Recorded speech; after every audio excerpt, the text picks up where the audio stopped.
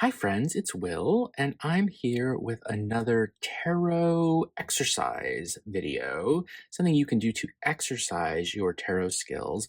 I've pulled out the Squid Cake Tarot de Marseille, and this is another storytelling game that you can do that I find is really fun. I got this from a Mary K. Greer book. I think it was her book on understanding the tarot court, if I remember correctly.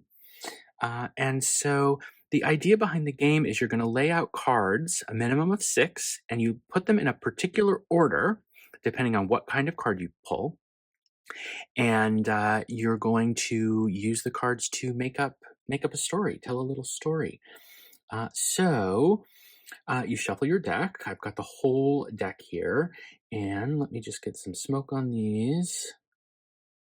Okay, and shuffle your deck, and you're gonna pull out your cards and lay them one at a time. And what I like to do is as I lay them one at a time, I just say the name out loud and I think about the card a little bit, but I don't lock in any meanings until I've got the whole spread out on the table. And so you're gonna have 3 rows of cards, okay? And so let's pull our first card. The majors are going to go at the top, the minors are going to go in the middle, and then the court cards are going to go at the bottom, okay? So I've got a minor arcana. I'm going to put that in sort of the middle. Here on the left, we've got the Ace of Cups, new relationships, new emotions, new feelings. I've got the Nine of Coins, so I'm going to put that to the right of the Ace of Cups, okay? The first card, all of each of the 3 types always goes in the far left. So when I pull a court card, my first court card is always going to go on the far left. My first major is always going to go on the far left. But as I pull subsequent cards, I'm going to place them in horizontal rows with the card that's furthest out to the right. So you'll see what I mean by that as I do it. All right, here's my first court. So my first court, Page of Coins, is going to go down here all the way to the left. First one always goes far to the left. 3 of Coins, that's going to go here. We're waiting for a major to come up, and we're going to go until we have a minimum of 6 cards. 10 of Batons, all right. So we've got a beginning, and then we've got motivation, independence, but then a quick decrease of resources from 9 to 3, which results maybe in a burden. Okay, we've got our second court card. So we don't put the second court card here. We're going to put it underneath the 10 of Batons. Does that make sense, right? The first court card would go here, but then the subsequent one goes so that it lines up with whatever the furthest card to the right is. And we're still waiting for a major card to show up. And then I'll also just say, like, so these are the characters in your story, the court cards, right? This is what they're doing, okay? And then the majors are going to explain why. They're doing this because of the majors. 9 swords. Boy, I hope we have enough room. 4 batons. There we go. All right, so the magician. So this is a major. It's going to go all the way over here to the left. And these are all of the cards that we're going to read. Okay, and we're going to use these to make up a story. And so you stop once you have at least 1 card in each of the categories, 1 major minimum, 1 minor minimum, and then for the courts, at least 2, right? I believe that's what she says in the book. That's the way that I've been doing it. If you want to do more, you could. Like if I wanted to keep pulling until I got at least 2 majors, that is certainly an option that I would have. And of course, if the next card I pulled was a major, I would put it up here, right? So that it lined up with the card furthest out to the right.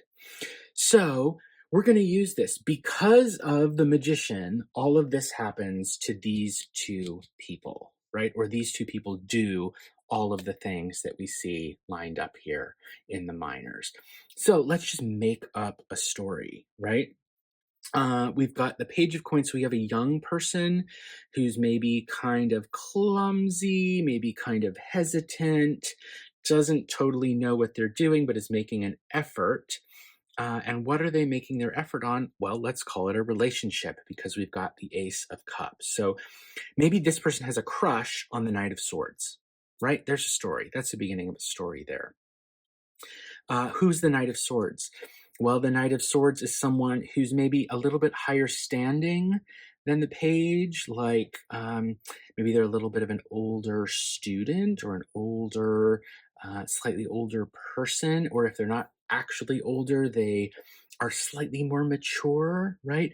The Knight of Swords is someone who's probably got some really strong beliefs about how the world should work and the way that things should be, and maybe they're a little fanatical about it. Maybe they're still trying to find their way in life. And sometimes what happens with the Knight of Swords is they're going the wrong direction, but they're so insistent upon it that they have to go the wrong direction for a while before they realize that that's what they're doing. But maybe the Page of Coins finds that kind of endearing or attractive.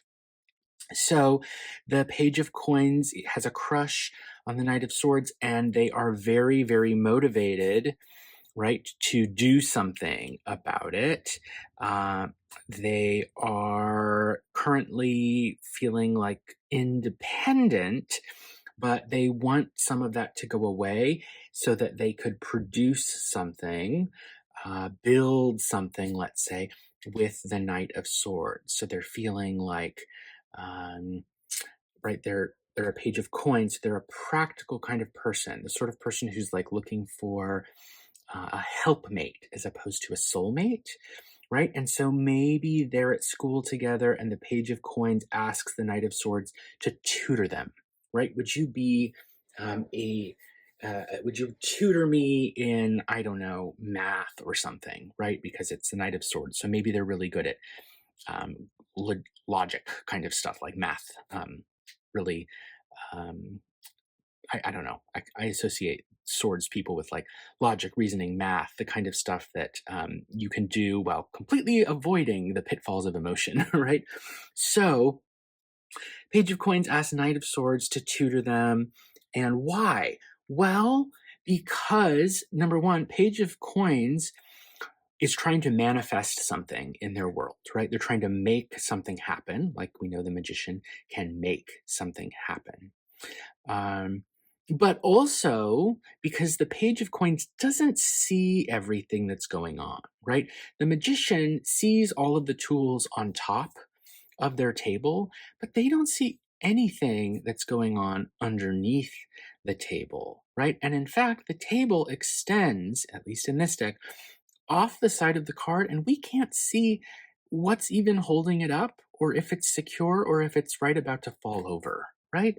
So it's not so much necessarily that there's an illusion or trickery happening here, although I think we'll find out that there is some trickery happening here.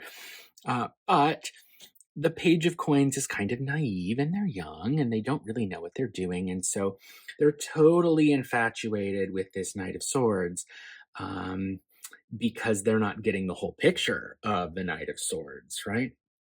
So the two of them work together to try to improve the Page of Coins skills in mathematics, right? 10 of batons, they're carrying the burden together. We can imagine the two of them as being represented by these two horizontal batons in the middle, and they're holding up these 8 swords. It's a big burden, right? But they're managing to do it. They're managing to hold it up, okay?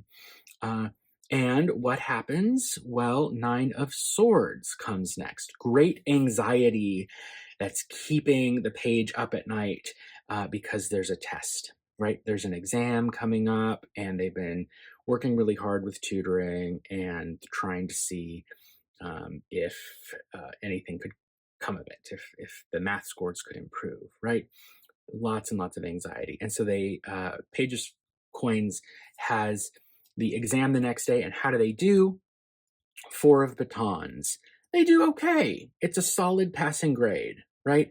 And maybe even it's something to celebrate with four batons. There's reason to celebrate. Uh, but, it's not 10 cups, right? And also, it turns out there's no love here either. So the Page of Coins went into all of this because they had a crush on the Knight of Swords. But what did they get out of it? Well, they got a passing grade on their math test, but the page hasn't figured out yet how to move beyond the practical and let their emotions out, right? And like communicate and say to the Knight of Swords, actually, hey, it's not so much my math I wanted help with, but like, do you want to go out with me or something like that, right? And so the Page of Coins is maybe celebrating and satisfied that they've passed their exam, but did they actually get what they want? And no. And so there's a little feeling of disappointment amidst this celebration. So this is a kind of story that you could tell using these cards. Let me do just one more so that if there's any question about how you lay out the cards, that I can answer that. I won't even shuffle. I'll just lay them out, and I don't even necessarily need to read them too much, but just show you how I would lay them. So Queen of Swords, Strength, Six of Cups. Okay, so I've got one card in each of the main categories. Eight batons. Okay. Six swords. The Chariot. So now the Chariot would go here, but I'm going to keep laying cards. I've got six, but I don't have two court cards. I want at least one more court card so that I can put two court cards in relation to one another in the story, and that will help me learn the court cards better, right? And there it is, Knight of Coins, right? So here would be our spread for this one, because I've got at least six cards, at least one in each of the three categories, but at least two for the court cards, right? And so we've got the Queen of Swords, who is thinking back to her past. She's very much in her head about her memories and trying to have the strength to bring something from when she was a child out into her adult personality, right? But she feels kind of stuck. She's really, really busy. Lots of things are happening in her life, and she can't find the time to like do that personal work. Like maybe she needs to find a therapist or something, or a good tarot reader, and she's too busy to do that, but she keeps thinking back to it all the time. And she finds a way to adapt. She says, I'm going to move, right? Chariot. I'm going to take a drive, go on a vacation where I can sort of do a retreat, right? Like a personal growth retreat or something. And there she meets the Knight of Coins, who is a young and interesting person who can help her to figure out what she values, right? What made her happy in the past that she was having trouble accessing because she was distracting herself by being busy, busy, busy. And it took that drive to some other place, right, to find a way for her to get a harmony of mind where she could adapt herself, and this new person can help her figure out what it is she really values, what she cares about. So they have a great weekend together, and she goes home with a better sense of the childhood aspect of her personality that she needs to bring into her adult life. Okay, so there's a quick little story. This is the kind of thing I'm talking about. And, just do this over and over and over. It's a lot of fun. And you will get to know your cards when you get a new deck. Do this a bunch of times. You will learn that deck and you'll have a really good time doing it.